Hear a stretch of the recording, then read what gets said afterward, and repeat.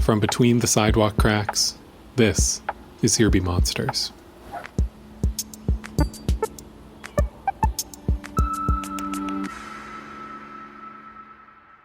The first time I went for a tardigrade chase, it took me like only one little batch of moss, and it was really quick. And then the next time it took me 3 days. So I think the more you see them, the more you're able to recognize them. I mean, tell me about tardigrades. You know, what is a tardigrade? Well, like it's close to a worm, but it's not because it has some little paws. They have the eyes, a brain, some muscles, a digestive system too. It sounds like an animal. Yeah, it is. It is. Yep. How many cells? 1,000. That's incredible. Could you give me the true step-by-step, like, do this, do this, do this, this is how you find a tardigrade? Yeah, so the first thing is to find moss. So it's like the first tardigrade I found was from moss from the sidewalk, like cracks. So it can be there or on a rock, on a tree.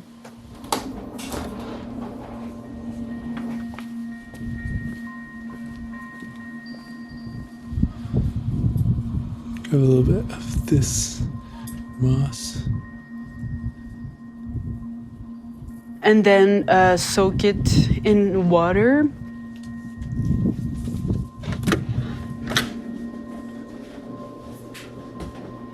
I'm just gonna let some of this filtered water in. It's plenty. So if there's a tardigrade that is like in their dormant state, they will have the time to like wake up from it and just coming back to life. And I'm just gonna leave this to soak overnight. And that's basically it. So, yeah. And hopefully some little tardigrades wake up. Wouldn't that be nice?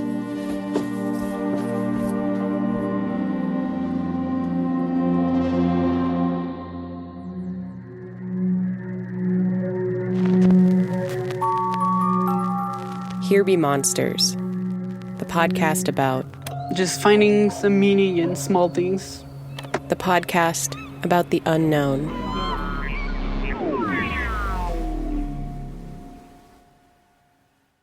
This episode is sponsored by Pod People. Pod People is an audio production and staffing agency with a community of 1,000+ producers, editors, engineers, sound designers, and more.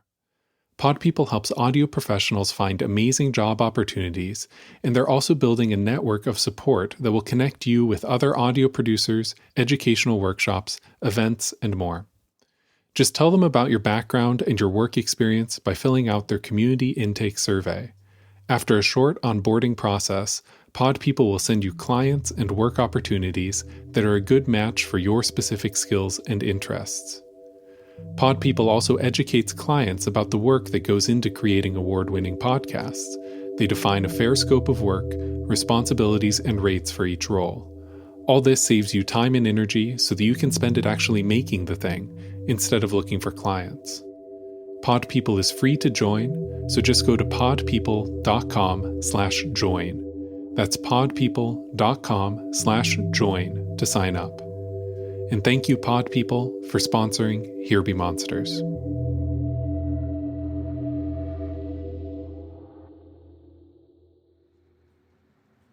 My name is Chloé Savard.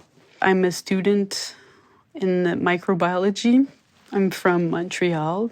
And I started my 30-babe microscopy page around a year ago. I never really found any other passion that made me feel the way microscopy does, and discovering the invisible world. It's really a beautiful thing. I just want to share it with the world. It's really just that. I think it was like natural for me. The first time I looked in a microscope, I was like blown away. Like there's so many little details and colors, and I don't know if it's the same for everybody. I know people that find it disgusting.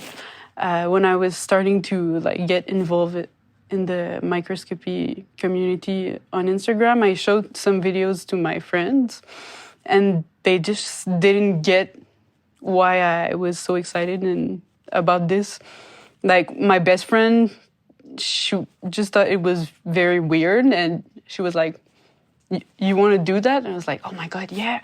And I was so excited, and but no like response from her that much. And I showed to one of my other great friend, and she was like, what is that? Like, I don't get why you think it's cool. And I was like, what? But I know some people that think it's beautiful, but it's not everybody. So I think it's relative a bit. I think it's mostly about artistic expression and curiosity as well. I used to study in drums, actually. You know, when I was little, I wanted to be a rock star and like make world tours and everything. But I went to study music, but I had to stop because of some health issues. I actually have Crohn's disease.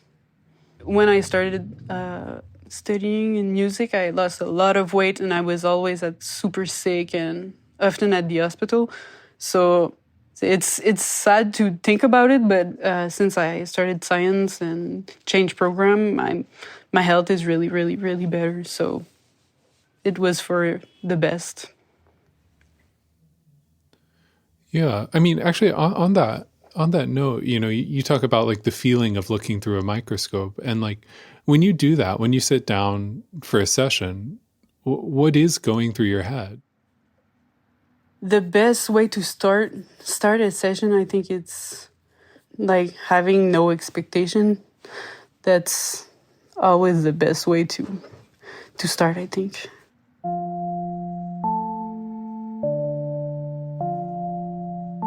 I don't think of anything else or any thoughts that are stressing me or causing me anxiety. I'm just focusing on the moment and the experience. It always like has a deep calming effect on me. And I know it's like that for other people too.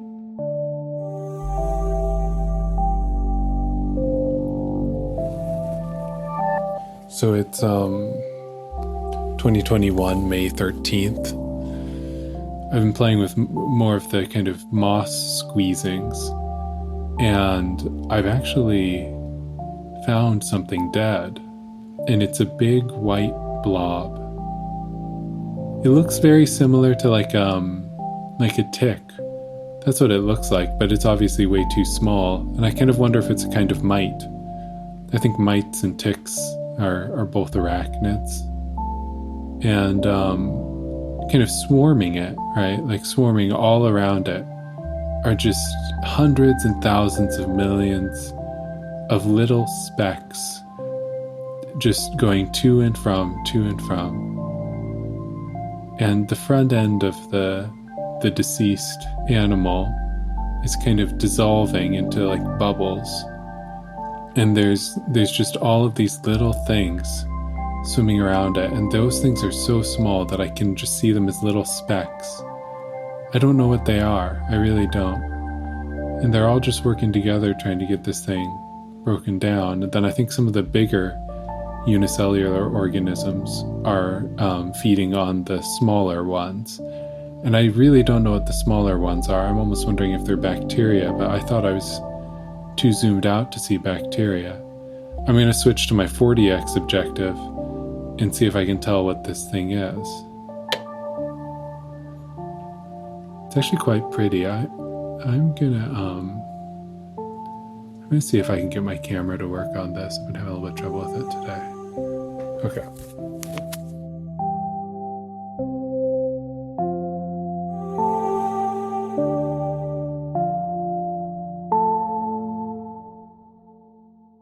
This goes back to something for me. I haven't been doing it for very long, just long enough to kind of understand the controls of the microscope. And I've been surprised at how interested I've been in certain things, even though I don't fundamentally know what I'm looking at. Mm-hmm. Do you think it's possible to find beauty in it, even if you don't understand what you're seeing?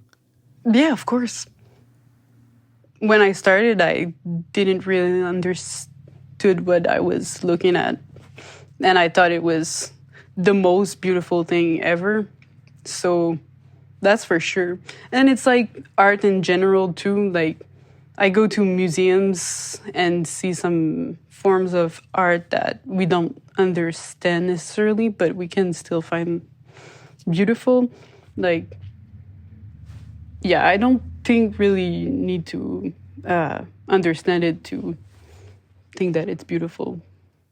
I almost wonder if it's kind of like the plaques at museums, where it's like you have the artwork and then next to the artwork you have the like, here's why this is important thing.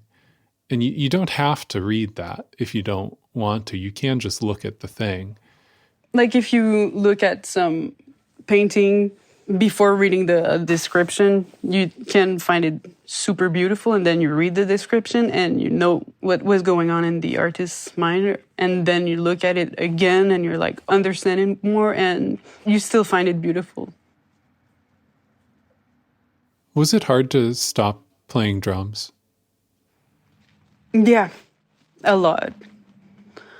Like it was my only professional like avenue that I wanted to take, but I was like, what if at 30 years old I can't do this anymore? I needed like a plan B, so I went in biology. But it's like I still play percussions in a reggae band, like with one of my friends. So like it's something that is gonna stay with me forever. It's just I needed to put my health first, and it's really frustrating, but at the same time, I'm so happy, like, to be where I am in life. And science and microscopy, like, really bring this meaning to my life that I didn't have with music.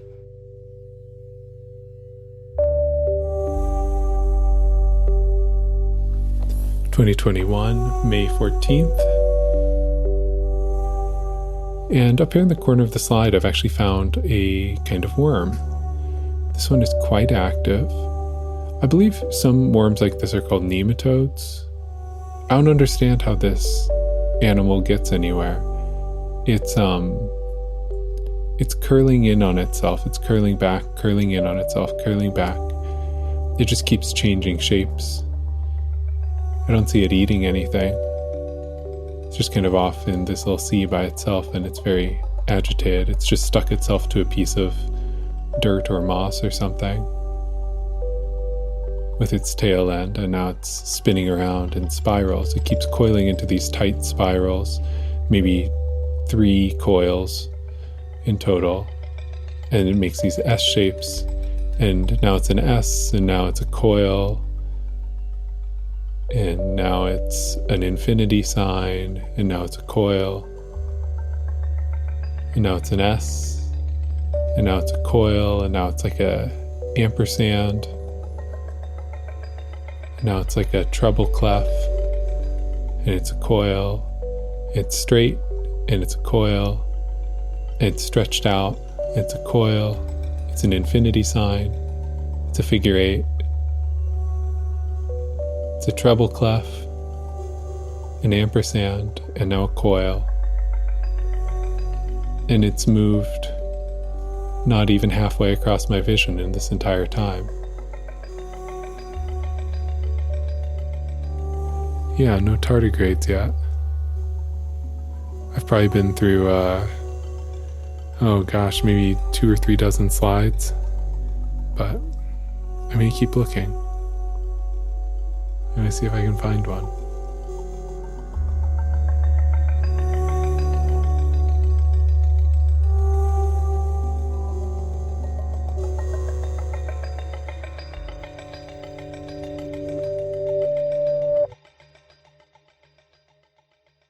I guess what I'm wondering is, like, do you think you are big or small? I'm both at the same time.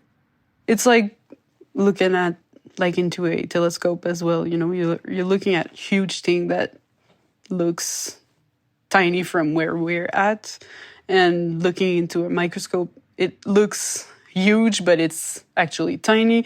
So I understand more my relation with the universe.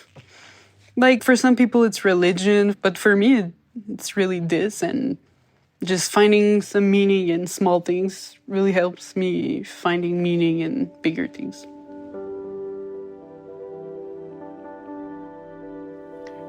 Do you think that everyone should buy a microscope? For sure. Not everyone has the privilege to buy a microscope, but yeah, I think the answer is yes.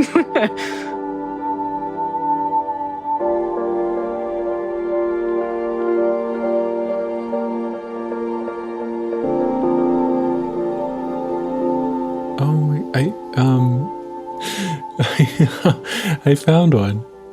I definitely found one. It's just in a pile. I just squeezed out the moss one more time.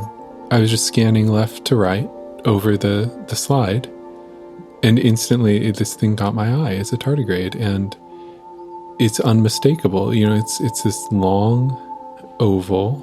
I can see has these little tiny black specks for eyes.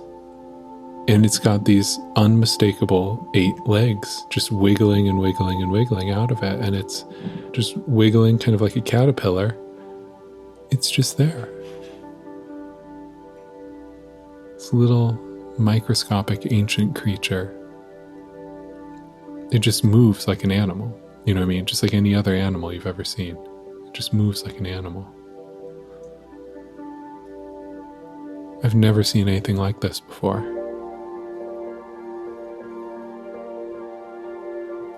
Yeah, and I could watch this thing for a long time.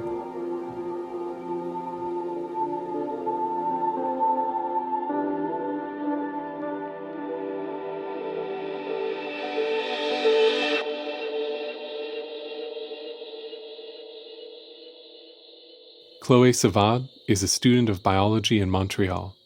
She runs a microscopy account on Instagram called Tardibabe. Just a couple days ago, she posted a video of 4 newborn tardigrades. She also posts about cyanobacteria and rotifers and dinoflagellates and many other equally amazing organisms that don't necessarily get the same amount of press as the charismatic tardigrade.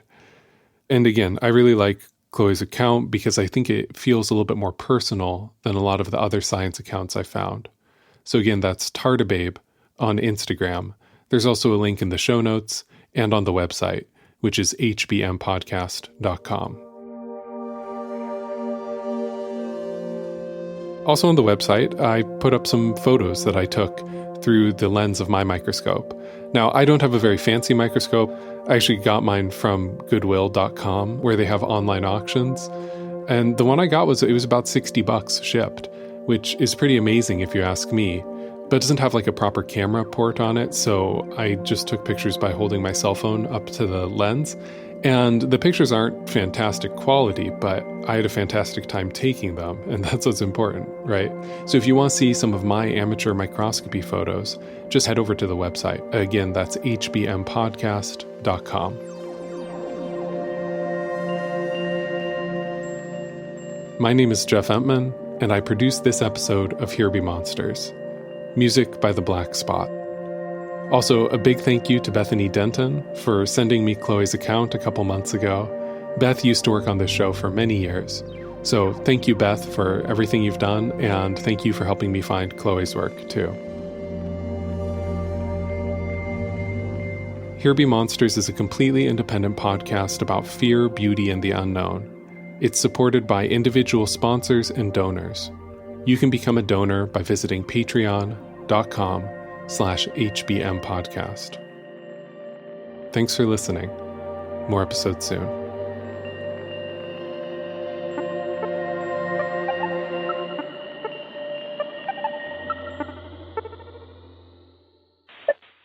Hey, Jeff, and everyone else on the podcast.